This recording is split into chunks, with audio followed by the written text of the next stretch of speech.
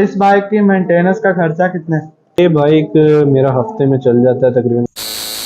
अस्सलाम वालेकुम गाइस, मैं हूं अबूजर और आप देख रहे हैं अबूजर जाट व्लॉग्स।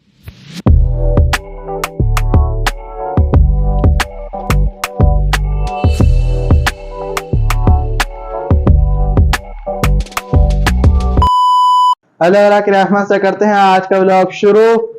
तो आज हम जिस बाइक का रिव्यू कर रहे हैं वो बाइक है यामाहा YB ZDX। तो चलें बाइक का रिव्यू शुरू करते हैं। तो उमेर भाई हमारे साथ हैं जिनका ये मोटरसाइकिल है, तो इनसे इनका एक्सपीरियंस पूछते हैं। तो आपने ये बाइक क्यों लिया और कब लिया? ये बाइक हमने लिया था 2022 में और अभी है 2024, तो 2 साल हो गए हैं इसे। और बाइक लेने का मकसद ये था कि मेरा सफ़र होता था तकरीबन 150 किलोमीटर, जो मैंने हफ्ते बाद करना होता था। तो उसके लिए मुझे कोई अच्छा पावरफुल बाइक चाहिए था, इसलिए मैंने ये कंसिडर किया था। आपने ये बाइक क्यों लिया? आपके नज़र में कोई 150 सीसी नहीं था? मेरी नज़र में था 150 सीसी, लेकिन जो है 150 सीसी होंडा का वो है बड़ा बड़ा सा मोटरसाइकिल, उसको हम डेली यूज़ के लिए इस्तेमाल नहीं कर सकते। तो इसलिए मुझे मोटरसाइकिल चाहिए था जिसकी टंकी इस तरह हो और यहाँ पे सामान वगैरह रखा जाए, पीछे भी सामान बांधा जाए और इस तरह का। तो जो YBR है यामा का वो भी ऐसा नहीं है कि जिसके ऊपर सामान बांधा जाए, उसकी सीट इस तरह है पीछे से। तो होंडा का भी इसी वजह से कैंसिल हो गया। पीछे रह गया था सुजुकी का 150 जो सा 150 सीसी GS 150। तो उसका ये था कि वो ना बुकिंग करवाना पड़ता था और वो 2 महीने 3 महीने बाद बाइक मिलता था, इसलिए ये कैश पे मिल गया था ऑन द स्पॉट, तो इसलिए हमने ये ले लिया था। तो इससे पहले आप कौन सा बाइक इस्तेमाल कर रहे थे? इससे पहले मेरे पास था होंडा का प्राइडर 100 सीसी, वो था 2016 मॉडल और ये 2022 में लिया है। तो 2017 में वो मैंने लिया था 2016 मॉडल और वो मैंने चलाया तकरीबन 4 साल। तो 2022 में फिर 21 में सेल कर दिया था। उसके बाद एक दूसरा प्राइडर खड़ा था, वो लेके जाता रहा मैं भावलपुर, तो उसके बाद ये ले लिया था। तो आप इस बाइक से मुतमिन हैं? जी बिल्कुल, अल्हम्दुलिल्लाह अभी तक तो मुतमिन है। और ये तकरीबन 22,000 किलोमीटर मैंने चला दिया है, अभी तक इसने कोई मसला नहीं किया। सिर्फ रेगुलर मेंटेनेंस जो सी ऑयल चेंज, फिल्टर और बस पिछला टायर एक दफ़ा चेंज किया और ब्रेक पैड्स चेंज किए एक दफ़ा, और इसकी कोई चीज़ चेंज नहीं की, ये सारा वैसे का वैसा ही है। बहुत ज़बरदस्त बाइक है। तो ये बाइक भागता कितना है? ये बाइक 100 तक जाता है तकरीबन और 100 से ऊपर नहीं जाता।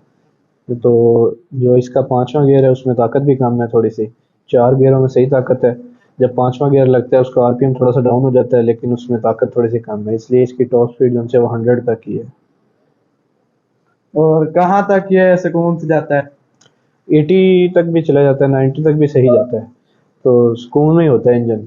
जब जा रहा होता है ना उस वक्त थोड़ी सी स्ट्रगल करता है, लेकिन जब 90-80 पे पहुंच जाता है उसके बाद बिल्कुल ईजी हो जाता है और इसमें कोई मसला नहीं होता। तो ये बाइक आपको फ्यूल एवरेज क्या दे रहा है? ये बाइक जो है ना इसकी 3 फ्यूल एवरेज है, ये 3 फ्यूल एवरेज देता है। तो इसमें एक है, अगर आप इसे 40 तक चलाते हैं, या आप शहर में चला रहे हैं 40 तक चला रहे हैं इजी ओके, तो उसमें ये 55 किलोमीटर तक दे देता है। और एक है 70 तक चलाते हैं 40 से 70 तक, उसमें ये तकरीबन देता है 48 के करीब, 47 48। तो एक है ऊपर फिर 70 और 80 से ऊपर, तो उसमें ये कम हो जाता है, एवरेज इसकी तकरीबन आ जाती है 38 पे भी आ जाती है। और अगर इसे मैंने फुल रेस पे चलाया था तो उस वक्त इसने 35 किलोमीटर एवरेज दी थी। तो ये मुख्तलिफ है, स्पीड के ऊपर डिपेंड करता है इसकी कितनी एवरेज आती है। बाइक सारी एवरेज देने की सलाहियत रखता है, आपने एवरेज इससे लेनी है। तो इस बाइक के आपको कौन कौन से फीचर्स अच्छे लगते हैं? बाइक इसमें जब बंदा लॉन्ग टूर पे जाता है तो फ्यूल गेज बहुत काम आती है, वो अच्छे लगता है। और इसमें गियर इंडिकेटर दिया हुआ है, वो अच्छी बात है। और बाकी अलॉय व्हील है, डिस्क ब्रेक है, हर चीज़ ही अच्छी है। और जो कमी है वो सिर्फ इसकी है, डिपर होना चाहिए था इधर, उसकी कमी महसूस होती है जब बंदा लॉन्ग टूर पे जा रहा होता है, क्रॉसिंग वगैरह करता है। तो बाकी वो इधर से फिर मैं लाइट जलाता होता हूँ इस तरह, लेकिन वो मज़ा नहीं आता फिर। उसकी एक कमी है। बाकी इसमें तकरीबन हर चीज़ ही है। अगर मिसिंग देखा जाए तो वो दो चीज़ें मिसिंग है, एक किल स्विच मिस है और एक वो मिस है। इसकी भी मुझे इतनी ज़रूरत पेश नहीं आती किल स्विच की, डिपर होना चाहिए था इसमें। तो इस बाइक के कुछ ऐसे पार्ट्स जो आपके साथ पेश आए हों? इस बाइक में फॉल्ट भी हैं। तो इसमें एक फॉल्ट तो ये है कि इसका जो इंजन है ना, वो हल्की सी सीपेज करता है। लीकेज नहीं होती, सीपेज होती रहती है, इंजन ऑयल निकलता रहता है हल्का हल्का, वो साफ करना पड़ता है रेगुलरली, वरना वहाँ पे वो जमा हो जाता है और वो इस तरह ना हो जाता है, मट्टी जमनी शुरू हो जाती है और अजीब सा हो जाता है वहाँ से। दूसरा इसका है सीट का, और ये सीट जो सी है तकरीबन 1.5 साल चलने के बाद हार्ड हो जाती है। अब ये हाथ से तो फील नहीं हो रहा, नरम ही लग रही है, लेकिन जब इस पे सफ़र करते हैं ना तो ये 50 किलोमीटर सफ़र के बाद थका देती है, फिर बंदे को रोक के आराम करना पड़ता है। पहले इस तरह नहीं होता था, पहले मैंने इससे 250 किलोमीटर भी किया हुआ है on the one run, one side, एक साइड में गया हूँ, बिना रुके गया हूँ 250 किलोमीटर, लेकिन कोई मसला नहीं हुआ। अभी इसकी सीट हार्ड हो गई है। तीसरा इसमें फॉल्ट ये है कि इसका जो चैन कवर है ना, ये यहाँ से ओपन है। ये चैन, ये ऑयल लगाने के लिए है या क्या मसला है, तो जब टायर घूमता है तो मट्टी उठा उठा के चैन के ऊपर फेंकता रहता है। इसकी वजह से इसकी चैन जो है ना बड़ी जल्दी गंदी हो जाती है और साफ़ करनी पड़ती है, वरना इस तरह कर्च कर्च की आवाज़ करती है और मतलब वो कटने के चांसेस ज़्यादा होते हैं। उसको रेगुलर मेंटेन साफ़ करना पड़ता है। और इसमें फ़िलहाल तो कोई फॉल्ट नहीं है, बहुत अच्छा मोटरसाइकिल है इनके अलावा, बस ये बेहतर हो सकते थे अगर हों। तो इसकी डिस्क ब्रेक कैसी है? जो इसकी डिस्क ब्रेक है वो है तो सिंगल पिस्टन कैलिपर है, तो लेकिन है बहुत अच्छी, उसकी स्टॉपिंग पावर बहुत अच्छी है, पिछली ब्रेक भी बहुत अच्छी है। बाइक के वेट के लिहाज से उसकी जो ब्रेक की फ्रिक्शन है वो अच्छी है कि बाइक को रोकती है। आप जहाँ पे भी ब्रेक लगाते हो तो वो ब्रेक आपका साथ नहीं छोड़ती, अच्छी ब्रेक है। इस बाइक की रोड ग्रिप कैसी है? ऐसे तो नहीं लगता जैसे बंदा 125 पे 100 से ऊपर जाता है तो ऐसे ऐसे होता है, ऐसे तो नहीं फील आता? नहीं, बिल्कुल इस तरह नहीं होता। इसके आगे जो फ्रंट शॉक्स हैं वो भी बहुत अच्छे हैं और जो रियर शॉक हैं वो भी बहुत अच्छे हैं, और उसके अलावा जो है व्हील्स के दरमियान डिस्टेंस है वो भी बहुत अच्छा है। इसको व्हील बेस कहते हैं, व्हील बेस कहते हैं।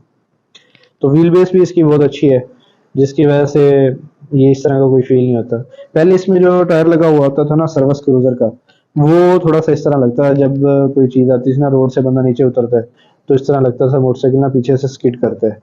तो और जो जब बारिश होती थी गीले रोड के ऊपर भी वो मसला करता होता था। ये टायर है सर्विस का पैंथर, और ये इस तरह नहीं है, ये सारा मसला ख़त्म हो गया है इसका। इस बाइक का सलफ कैसा है? सर्दियों में स्टार्ट हो जाता है? इस बाइक का सलफ जो है वो सर्दियों में इस तरह है कि अगर पहले सलफ पे स्टार्ट हो गया तो ये स्टार्ट ही रहता है, और अगर एक दफ़ा स्टार्ट होने के बाद बंद हो गया ना तो फिर ये दोबारा स्टार्ट नहीं होता सलफ से, फिर किक से स्टार्ट करना पड़ता है। मेरे बाइक के साथ इस तरह है या सारे बाइक्स के साथ इस तरह है, अब इसकी मुझे नॉलेज नहीं है, लेकिन ये तो इसी तरह करता है कि अगर पहले सलफ पे स्टार्ट हो गया ठीक है, और उसके बाद स्टार्ट रहा तो ठीक है, अगर नहीं हुआ स्टार्ट हो गया बंद हो गया तो फिर ये किक से स्टार्ट होता है सर्दियों में। बाकी गर्मियों में और सर्दियों में बाकी सारा दिन इजीली स्टार्ट होता रहता है, इसका कोई मसला नहीं। मैं देख रहा हूँ इस बाइक में अगले और पिछला मडगार्ड जो है वो प्लास्टिक का है, तो इसका जो पिछला मडगार्ड है वो फ्लेक्सिबल है या फिर ऐसे ही है, सख्त है, लगने से टूट जाएगा? नहीं, अच्छा है, अच्छी क्वालिटी का है, ये आप चेक कर लें कैसा है। तो कभी लगा नहीं है, लेकिन लग अच्छा लगा है, अगर लग भी जाए तो टूटेगा नहीं। आगे वाला तो वो इसी तरह होता है हार्ड प्लास्टिक का, वो टूट जाता है, लेकिन अल्लाह ताला बचाए, लगने से कुछ नहीं होता। गाड़ियों के बम्पर भी प्लास्टिक ही होते हैं तो इस तरह की कोई मसला नहीं। एक दफ़ा गिरा है बाइक तो, लेकिन नहीं, कुछ भी चीज़ नहीं टूटी। और रात को इसकी जो हेडलाइट है उसका रिस्पॉन्स कैसा है? जो रात के वक्त इसकी हेडलाइट है वो इतनी अच्छी नहीं है कि कुछ दिखा सके आपको। वैसे अगर अंधेरा हो ना फुल हर साइड पे तो इसकी लाइट इनफ है, आपको हर चीज़ दिखाती रहती है, लेकिन जैसे ही सामने से कोई लाइट आती है, कोई मोटरसाइकिल आता है, कोई गाड़ी आती है, तो इसकी लाइट कहीं गायब हो जाती है। तो इसकी लाइट कम है इस लिहाज से कि अगर ट्रैफिक में सफ़र किया जाए, अगर अकेले आप किसी सुनसान रास्ते पे जा रहे हैं फिर अच्छी लाइट है। तो इस बाइक की मेंटेनेंस का खर्चा कितना है?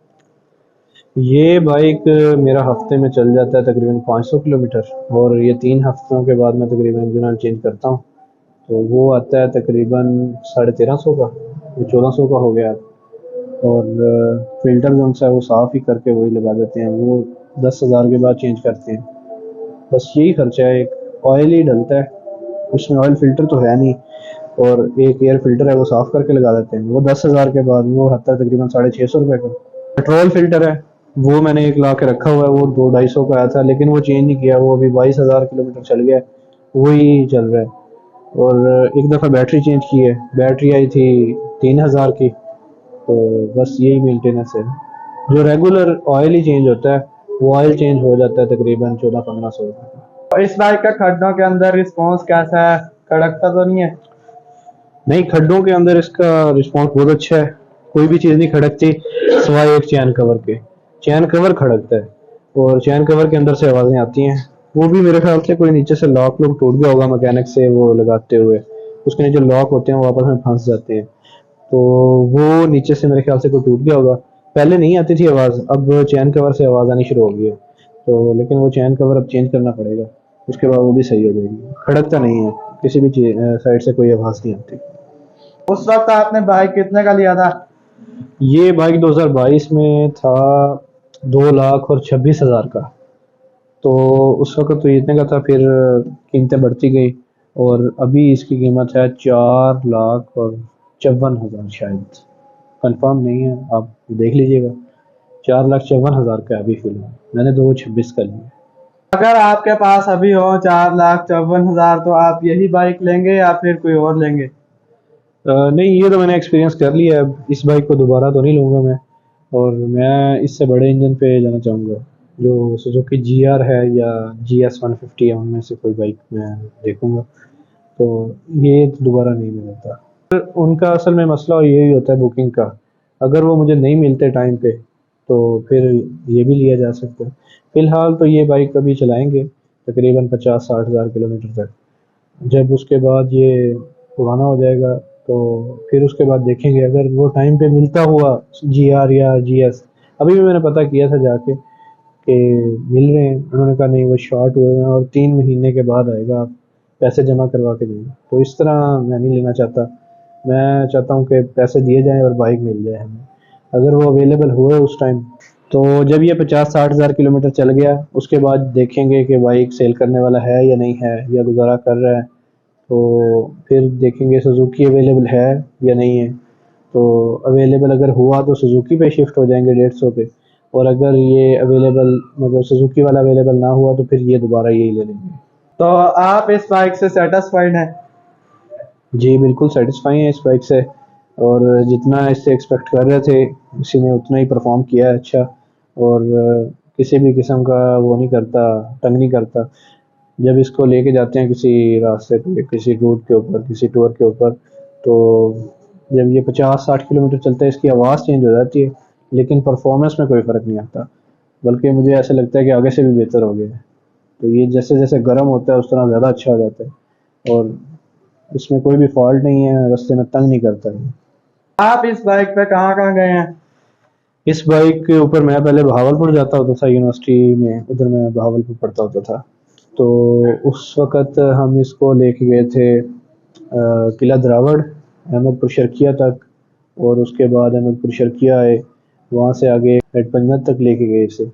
उसके बाद इसे मुल्तान में लेके गया हूँ कई दफ़ा, और फैसलाबाद इसको लेके गया हूँ, तो वो बनता है तकरीबन 250 किलोमीटर, तो वो मैंने इसके ऊपर किया है, तो मुझे कोई मसला फील नहीं हुआ अभी तक। तो इस बाइक के स्पेयर पार्ट्स के प्राइसेस क्या हैं? जो पार्ट्स हैं वो मार्केट से तो काफ़ी महंगे हैं, जिस तरह होंडा सिटी 70 या 125 के होते हैं उससे काफ़ी एक्सपेंसिव हैं, लेकिन क्वालिटी अच्छी होती है उनकी। तो इसका जैसे ब्रेक पैड्स हैं वो मुझे मिले हैं 500 रुपीज़ के हैं, 4,500 रुपये के। वैसे जो लेदर हैं वो मिल जाते हैं 700-800 रुपये के, वो इसमें ज़्यादा एक्सपेंसिव हैं। और जो फ़िल्टर है इसका वो 600 का है, सीडी 70 का 100-150 का मिल जाता है, और 125 का तो चेंज ही नहीं करना पड़ता, वैसे 125 के साथ इसका कंपैरिजन बनता है। बाकी इसमें जो फ्यूल फिल्टर लगा हुआ है वो तो ठीक है, 200-250 रुपये का था उस वक़्त। जो स्पार्क प्लग है इसका वो इसका तकरीबन है 1,000 रुपये का, और जो 125 है उसका 300-350 रुपये का है। इस तरह ले पार्ट्स महंगे हैं इसके, लेकिन 125 हमारे पास जो है उसमें जो स्पार्क प्लग है वो 10,000 किलोमीटर के बाद चेंज करते हैं। ये इसका अभी 22,000 चल गया ये, तो अभी इसने मिसिंग शुरू की है, तो अब इसका मैं चेंज करूँगा। तो वो 1000 का है, यानी कि उससे दुगना चल गया है। ये इसमें पार्ट्स की लाइफ ज़्यादा है लेकिन है एक्सपेंसिव। तो आज हमने रिव्यू किया है, तो आप इधर आए और आपने अपना एक्सपीरियंस बताया, तो आपका शुक्रिया। वेलकम, कोई मसला नहीं है। और ये था आज का ऑनर्स रिव्यू। और अगर आपके दिल में कोई सवाल है तो आप कमेंट्स में पूछ सकते हैं। और मिलते हैं नेक्स्ट वीडियो में, तब तक के लिए अल्लाह हाफिज। अपने में रहें, अपना ख्याल रखें। अल्लाह हाफिज।